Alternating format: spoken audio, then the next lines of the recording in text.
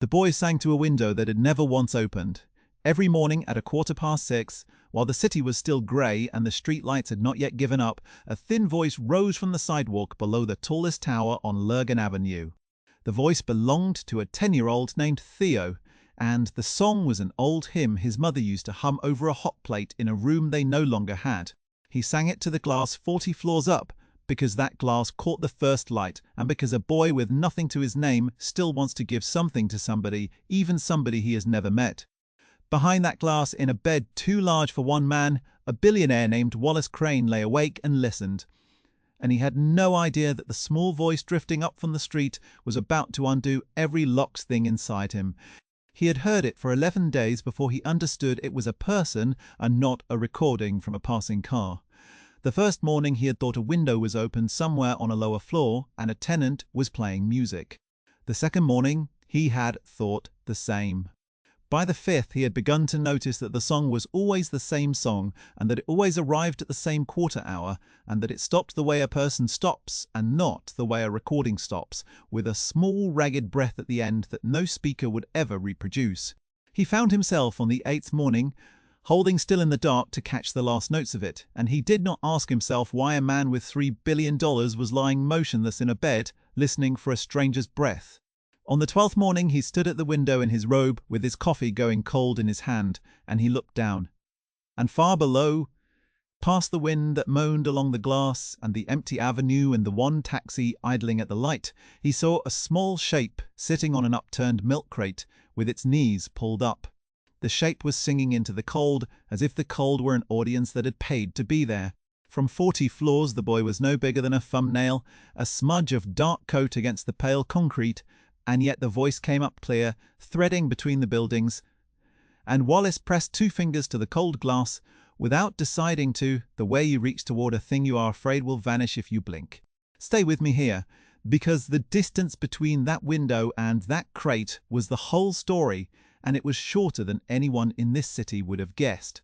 Wallace was 61 years old and worth a little over $3 billion, and he had built every cent of it himself, starting from a single hardware store his father had lost to a bank, in a town nobody flew to anymore. He owned the tower he slept in, he owned the 4 towers around it. He had a name that made bankers sit up straighter and a face that had learned, over 40 years, to give nothing away. What he did not have was a single person who would have noticed if he stopped coming downstairs. His wife had died 9 years back. His only daughter had stopped returning his calls a long time before that, for reasons he told himself were hers, and knew the worst hours were his. So he listened to a boy sing, and he told himself it was nothing, the way he told himself most things were nothing, and on the 13th morning he found that he had set his alarm for 6, so as not to miss it. Down on the street, Theo did not know any of that. He knew that the building was the warmest place to sit because the heat from the lobby leaked out under the loading door on the north side, a thin band of warm air at ankle height that he had learned to sit inside of. He knew that if he sang the cleaners on the early shift sometimes left him a roll or a paper cup of coffee, and that the coffee was worth more for the warmth in his hands than for the drinking. He knew that singing kept the fear small, that a voice filling the air around you made the dark feel less like it was watching. He had been on the street for 7 weeks. 7 weeks is a long time when you are 10 and the nights are getting colder. And it had started the way these things start, not with a single disaster, but with a slow leak, a mother who got sick, a job that let her go for missing shifts, a landlord who was sorry but had his own bills, and then a hospital that kept his mother, and a city office that did not know what to do with the boy who came with her. He'd run from that office. It was the one decision he was proudest of, and the one that scared him most. A tired woman with a clipboard had used the word placement, and Theo had heard in it the sound of a door closing between him and his mother, and while the woman went to make a copy of a form, he had walked out the way he had walked in, slow and ordinary, and then run 6 blocks and not stopped until his lungs hurt. After that he had taught himself the city. He learned which church basement opened on Wednesdays and which gas station let a kid use the bathroom and which stretch of awning stayed dry in the rain. He learned to keep his shoes on inside his sleeping bag so no one could take them. He learned that the worst hour was not the cold middle of the night, but the grey hour before dawn, when his body was emptiest and his mother felt furthest away, and he learned that the only thing that reliably carried him through that hour was the hymn, so he sang it every morning to the highest window he could find. His mother was named Renata, and she was alive, which Theo held on to, the way other children held on to toys. She was 3 miles north in a county ward with a tube in her arm and a chart that used words like pneumonia and complications and underlying. And when Theo visited her on the days he could find bus fare, she squeezed his hand and told him to keep singing, because God listens for the ones who keep singing. The bus fare was the hard part. It was $2.75 each way, and most days he did not have it, so he made the visits count. He saved the good things to tell her. He told her about the cleaner who knew his name now. He did not tell her where he slept. He had enough on her chart without carrying that too, and a boy learns fast, which truths are a gift and which are a weight, and he gave his mother only the gifts. So he sang. He sang to her on the days he could reach her, leaning close to the rail of the bed so the other patients would not have to share it, and on the days he could not reach her, he sang to a window 40 floors up, because his mother had once pointed at that tower from a bus and said, "A good man surely lives up there. Look how high." She had said it lightly, the way you say things to a child to fill a long ride, pointing past the smudged window at the gold light climbing the glass. A good man, look how high. She had not meant anything by it.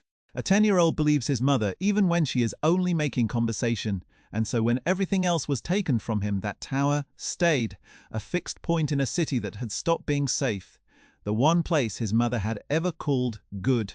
The cleaners had names too, and the one who mattered was a woman named Pearl, 54, who had pushed a cart through that lobby for 9 years and who had started, without quite deciding to set aside a breakfast roll for the boy on the crate.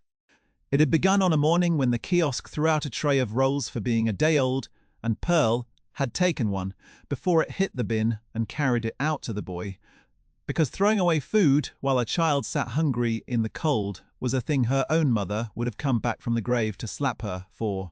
The boy had taken it with both hands and said, "Thank you, ma'am," so quietly she almost missed it, and the next morning she had brought another, and that was how a habit becomes a kindness, becomes a small daily promise neither person says out loud. Pearl was the first adult in 7 weeks to ask Theo his name and remember it.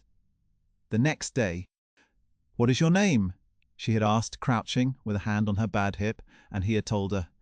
And the next morning she had said, "Morning, Theo," and watched something flicker across the boy's face that she recognized, the look of a person who had begun to think he had stopped being a name and become a situation.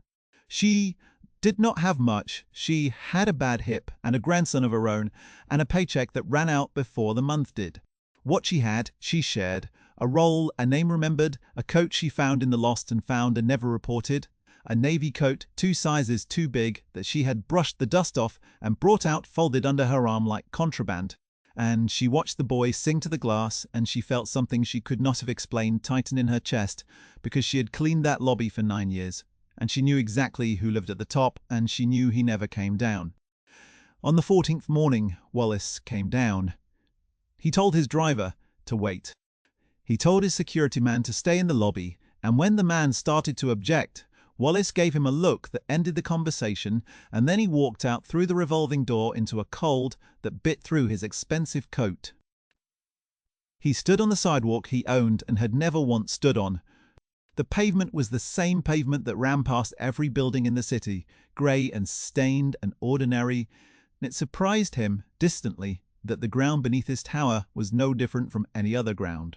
He listened to a child finish a hymn about a shelter in the time of storm.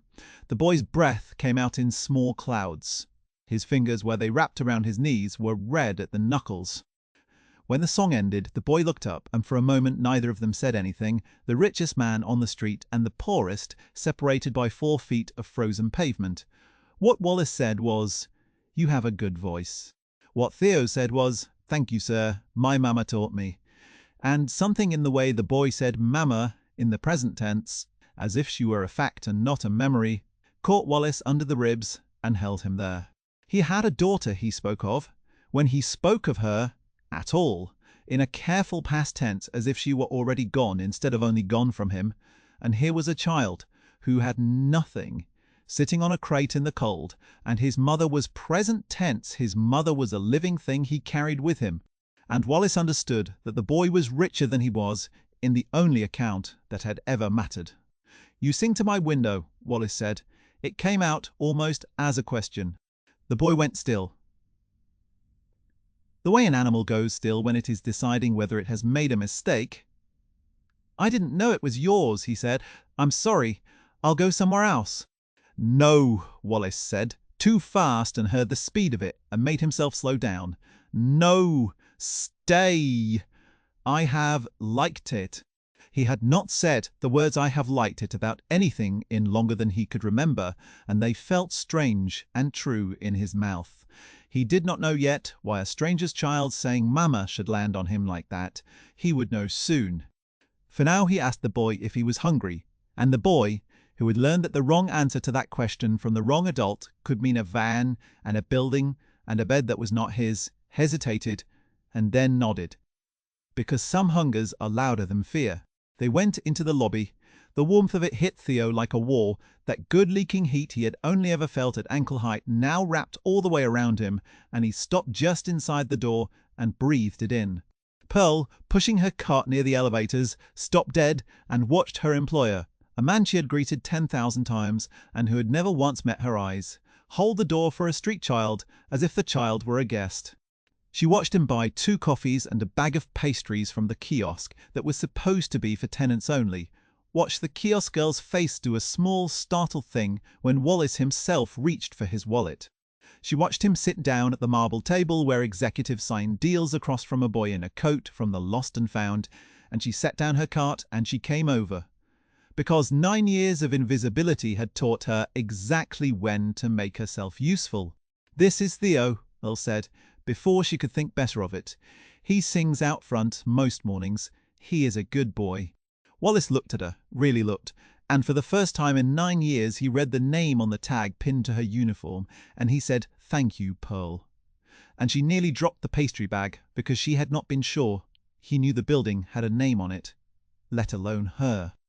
Over the next half hour in pieces, with the wariness of a child who has learned that telling the truth gets you taken somewhere, Theo told them about his mother in the county ward. He ate while he talked, not greedily but steadily, the way a person eats who has learned not to count on the next meal, tearing the pastry into halves and the halves into halves, and Wallace watched a 10-year-old ration a free croissant and felt something in him bank like a fire catching. The boy told them her name. He told them she had worked at a place that made circuit boards until she got too sick to stand the whole shift, and that the place had let her go, and that after that everything had gone like water down a drain. He told them about the bus fare and the church basement on Wednesdays and the woman with the clipboard he had run from, and at that part Pearl made a small sound and pressed her napkin to her mouth. He did not cry. He had stopped crying around week 3, when he understood that crying used energy he needed for walking. He told it flat, the way you tell a thing you have already survived, and Wallace listened with his hands folded on the marble, and when the boy said the name of the company that had made the circuit boards, Wallace went very still. Because he owned it. He had bought it 4 years ago, folded it into a holdings company, and never thought about it again. And somewhere in that acquisition, in a line of a spreadsheet about labor efficiency, was the decision that had put a sick woman on the street and her son on a milk crate under his window. He did not say this, he sat with it, this thing too large to say across a marble table to a 10-year-old, and he understood all at once that the song he had been waking up for was not a gift the universe had sent him. It was a debt the universe had come to collect. He did not give the boy money. That was the first thing he got right, and it surprised him that he knew to get it right. A man like Wallace had spent his life solving problems by paying them, and the easiest thing in the world would have been to hand the child a fold of bills and feel briefly warm and go back upstairs. Instead, he asked Theo if he could meet his mother. And Theo, weighing this stranger the way he weighed everything, now looked at Pearl, who gave the smallest nod, a nod that said, "I have watched this man ignore me for 9 years, but I have never once seen him hold a door," and on the strength of a cleaner's nod, the boy said yes. They drove north in a car worth more than the county ward's annual budget for the floor Renata lay on. Pearl came too, because Wallace asked her to, and because some part of him understood that the boy trusted her and not him.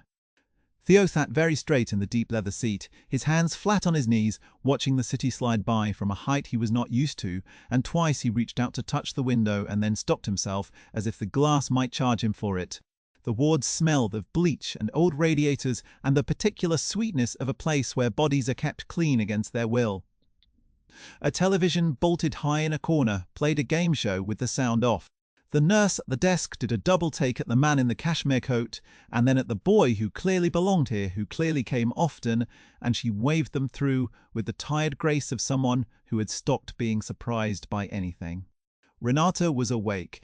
She was thin in a way that frightened her son, and that Wallace recognized from his own wife's last spring, the kind of thinness that is not about weight, but about a body spending itself faster than it can be refilled. When she saw Theo, her whole face rearranged itself into the only wealth she had left, which was the sight of him, and she lifted an arm with a tube in it, and he folded into her side, careful of the tube, a practiced carefulness that told Wallace this was a boy who had learned to hug around medical equipment. Then she saw the stranger behind him, and her hand tightened on the blanket, because a strange rich man in a county ward usually meant a bill or a form or bad news. Wallace introduced himself by his first name only, which he had not done in 20 years. He did not say the name that made bankers sit straighter. He said, "I am Wallace. Your son sings under my window every morning. And I came to tell you he has a beautiful voice, and to ask if I can help." Renata looked at him a long moment. Her eyes moved over the coat, the watch, the shoes that had never known a puddle, and then back up to his face, reading it the slow, careful way a person reads a contract before signing. And then she did a thing that rearranged something in Wallace the way the boy's face had rearranged itself. She said, "Help, how? Not thank you, not bless you. Help how," in the flat, careful voice of a woman who had been helped before by people who wanted to be thanked for it and who had learned that help with a hook in it costs more than no help at all. It was the most honest question anyone had asked Wallace Crane in a decade, and he did not have a polished answer, so for once he told the truth. "I do not entirely know yet," he said, and he watched her register that he had not lied to her, that he had not reached for the smooth thing. "I have more than I could ever use," he said, "and I have spent a long time using none of it on anything that mattered. I would like, if you will let me, to make sure your son sleeps somewhere warm tonight and that you get the care you need.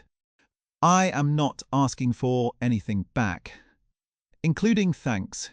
And Renata, who had a good ear for liars, having married one once, listened to that and heard no hook in it, and she began, very quietly, to cry, not because a rich man had appeared, but because she had spent 7 weeks terrified of what would happen to her boy if she did not get up from that bed, and for the first time the terror loosened by a single thread. Theo, who had not seen his mother cry in front of the stranger before, looked from her to Wallace and back, and Pearl put a hand on the boy's shoulder, and nobody said anything for a while, and the game show flickered silently above them all. That night Theo slept in a real bed for the first time in 7 weeks, in a guest room in Wallace's tower that was bigger than the apartment they had lost, and he did not sing in the morning because for the first time in a long time he woke up warm and did not need to. The absence of the song was its own kind of sound though, and Wallace stood at his window at 6:15, listening to a silence he had paid for, and he understood that he had not fixed anything. He had moved a boy from a cold place to a warm one. The thing that had put the boy in the cold place was still running, somewhere in a spreadsheet with his signature on the last page, and it was putting other Renatas on other streets while he stood here in a robe feeling moved. So Wallace did something he had not done in years. He went to work angry. He had the file pulled on the circuit board plant, the real file, not the summary. His people fed him. He sat in a glass conference room 40 floors up, the same height as his bedroom, the same grey morning beyond the glass, and he read about the efficiency consultants he had hired, and the headcount they had recommended, and the severance they had not paid because the law in that state did not strictly require it. He read about a profitable quarter, made more profitable. He read about a margin improvement of 4% and the slide that had celebrated it. And then he scrolled to the appendix, the part nobody ever reads, and he found the list. 240 names. He read them slowly, all of them, which took longer than any meeting on his calendar that week. And partway down the second column he found the name Renata, last name and all, a name he had approved with an electronic signature while flying over the Atlantic with a glass of wine going warm at his elbow. And he felt the particular shame of a man discovering that his cruelty had never been loud. It had been a number. It had been efficient. It had been, on paper, responsible. The men around the table waited for him to ask how to make the boy go away quietly. He could see it in how they sat, the slight forward lean of people ready to solve a public relations problem, and it told him everything about the kind of man they thought he was, which was the kind of man he had been. Instead, he asked how many of the 240 were still in the county. The room went quiet. A younger executive, sharp-suited, the kind of man Wallace had been grooming without ever quite liking, cleared his throat and said he could have that figure by end of day. Wallace asked how many had lost housing. He asked why a profitable plant had needed to shed a third of its floor staff at all. The younger executive, reasonably with the patient tone of a man explaining the obvious to someone going soft, said that the margin targets had come from this very office, from this very chair, and that the team had simply executed them. He let the word executed sit there as if it settled the matter. Wallace looked at the man for a long moment, long enough that the others began to study the table, and then he said, then the targets were wrong, and let the silence do its work. Nobody at that table had ever heard Wallace call one of his own numbers wrong, and the sentence went through the room like cold water, and the younger executive opened his mouth and then wisely closed it. Pearl, meanwhile, had a thing she had been carrying for 9 years that she had never told anyone, and the appearance of the boy had loosened it. She came to Wallace's office, which she had only ever cleaned, on a Thursday after her shift, still in her uniform, because she had not wanted to lose her nerve by going home to change. She stood in front of his desk in the room she knew the underside of every wastebasket and window ledge of it, and she told him that her own daughter had worked at one of his distribution centers, that her daughter had hurt her back lifting a load that the floor manager had known was over the limit, that she had been let go 3 days before her benefits would have vested and had never been the same, not a body and not in the part of her that used to believe things would come right. Pearl's voice did not shake. She had practiced this in her head for 9 years, and she delivered it level, the way you carry a full cup, so it does not spill. I kept pushing my cart through your lobby every morning, she said, because the job was steady and my grandson needed shoes. And I decided a long time ago that the man at the top did not see people like me and never would. She paused. And now here you are, driving a street child to a hospital. I don't know what to make of you, but I figured you should hear it from somebody who's got no reason left to flatter you. Wallace listened to all of it. He did not interrupt, did not reach for the desk phone, did not do any of the things she had braced for. He did not get defensive, which surprised them both. When she finished, he was quiet for a moment, and then he said, I am sorry about your daughter. And he meant it in a way he had not meant an apology in a very long time. The apology landing not as a transaction, but as a thing simply owed and finally paid. Then he asked Pearl if she would do something for him, something that was not cleaning, and Pearl, who had expected to be fired for her honesty, narrowed her eyes and said it would depend on what it was. What it was this. Wallace could not unmake the 240 names, yet he could find them. Pearl, who had spent 9 years learning a building by being invisible inside it, turned out to be very good at finding people, because invisible people know where other invisible people go. Over the next weeks, she and a small team Wallace funded but did not publicize tracked down family after family from that list, and the office that had once existed only to make Wallace richer began, quietly, to do something else. He set up a fund. He did not name it after himself, which his advisors found incomprehensible, one of them actually asking whether he understood the branding value he was leaving on the table, and Wallace looking at the man until the man remembered something he needed to do elsewhere. He named it after nobody, called it simply the Morning Fund. After the hour, a boy used to sing, though he told no one that part. Into it, he put a sum that made his board nervous. $90 million in the first year, and made him for the first time in years feel something other than the low hum of accumulation. The fund did not write checks and feel warm. It paid back severance that had been legally withheld and morally owed, dollar for dollar, with the interest those families would have earned if the money had been theirs all along. It covered medical debt for the families the plant closure had wrecked, the second mortgages taken to cover a child's asthma, the cards run to the limit at the pharmacy. It put first and last month's rent in the hands of people who had been one paycheck from a milk crate, and it did all of this without a press release, because Wallace had learned from a boy who sang for free that the giving that counts is the giving that does not perform.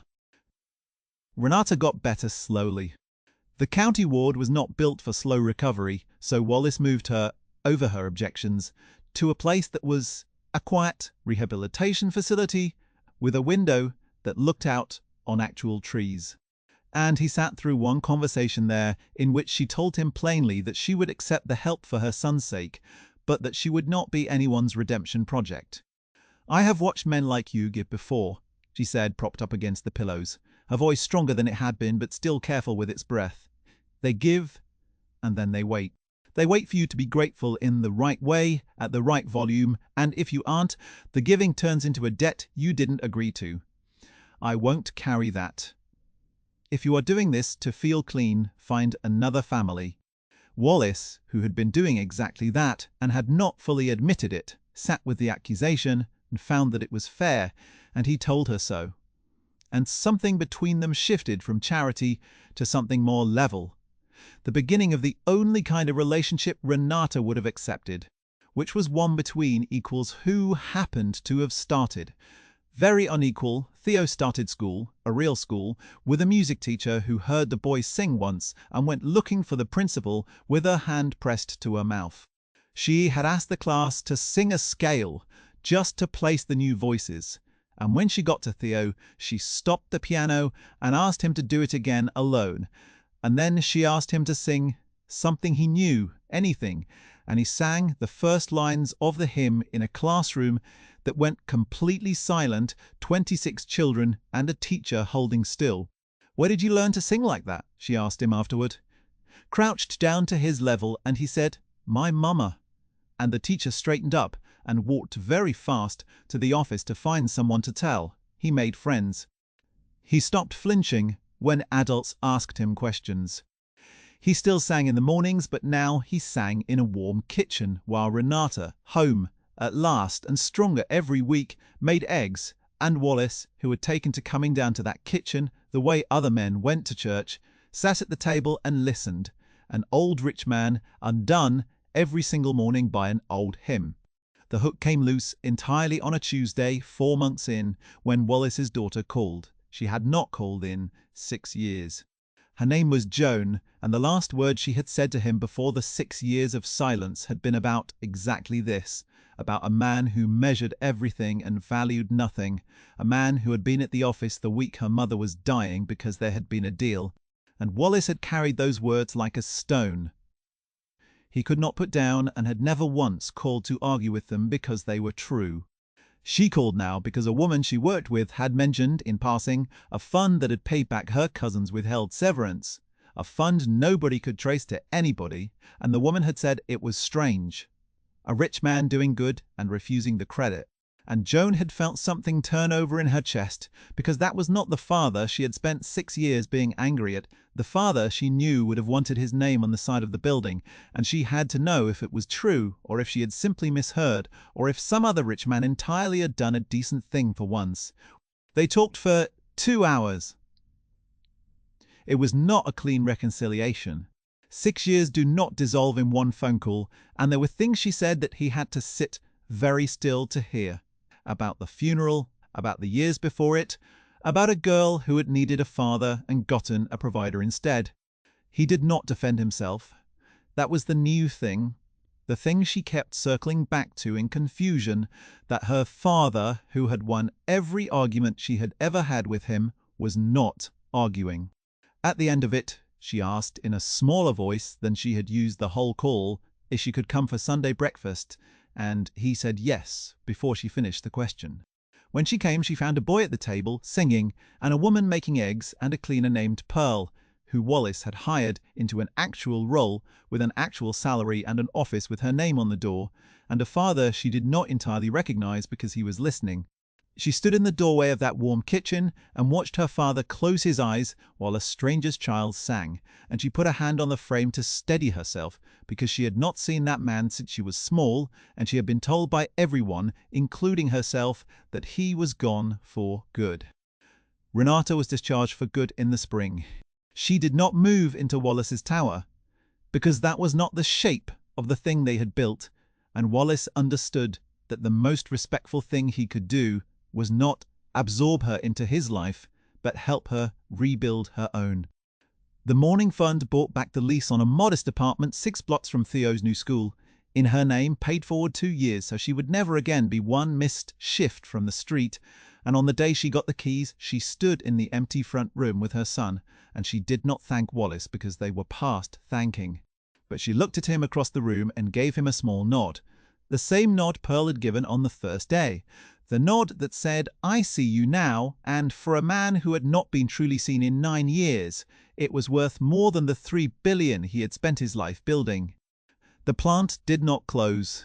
Wallace reopened the floor he had shut, rehired what staff he could find, and put the efficiency consultant's report through a shredder he asked Pearl to operate personally, which made her laugh for the first time in his presence.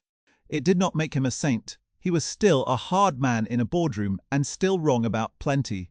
There was a fund now, though, that worked while he slept, finding the people his old efficiency had broken.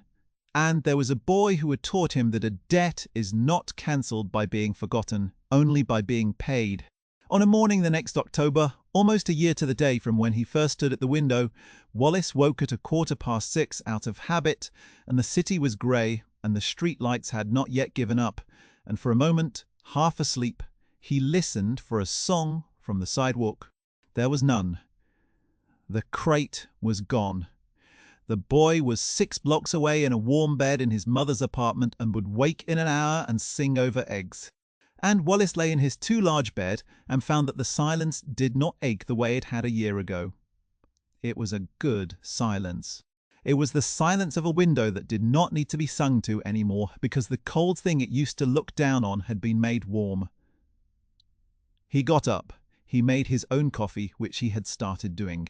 And then he did the thing he did every Sunday now, which was drive 6 blocks north to a small apartment where a woman who had once asked him help, how would let him in, and a boy who had once sung to his glass would already be singing. And Wallace, who had built towers his whole life, would sit in a small warm kitchen and understand at last that he had finally built something that would stand. If you have ever wondered whether a small thing you did, a role set aside, a name remembered, a song sung to a window that never opened, might have mattered more than you knew, then you already understand the boy on the crate better than the man at the top did for 61 years. Tell me about the person who opened a window for you, and stay close, because there is another story waiting of a woman who left the same $2 tip every morning for 6 years, and the day the diner found out why.